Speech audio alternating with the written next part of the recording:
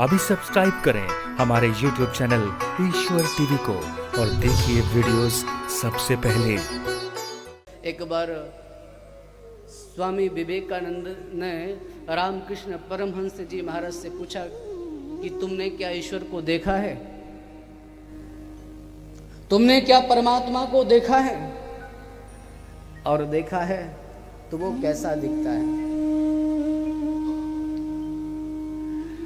महाराज, देखा है कि ऐसी बातें बना रहे हो, और अगर देखा है तो कैसा है, उसका रूप कैसा है, उसकी आकृति कैसी है, वो उसकी चाल चलन चितवन कैसी है, वो हमारे जैसा ही दिखता है या कुछ भिन्न है? रामकृष्ण परमहंस ने कहा कि मैंने ईश्वर को देखा है और बिल्कुल वैसे ही देखा है जैसे तुझे देख रहा हूं। जैसे मैं तुझे देख रहा हूं ऐसे ही मैंने ईश्वर को देखा है, अलग नहीं। रामकृष्ण जी महाराज तो आपको पता ही है, माँ भगवती के परम भक्त थे। हाँ, देवी जी के भक्त थे, तो माता रानी के भक्त थे। वो माँ भद्रकाली साक्षात उनसे बात करती थी।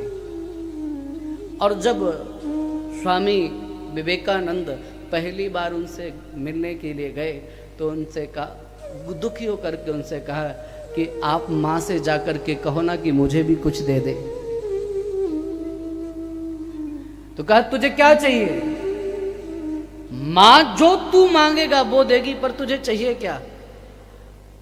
तो बोले, मुझे जो चाहिए, आपको पता है मेरे परिवार में कुछ परिस्थितियां ऐसी हैं, उन परिस्थितियों के चलते स्थिति मेरी खराब है, आप जाकर के माँ से कह दो कि वो सब ठीक हो जाए।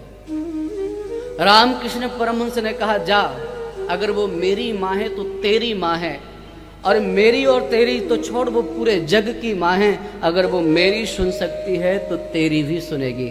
जा, तू जाके बोल के तो आ। और उस समय उनका नाम नरेंद्र था।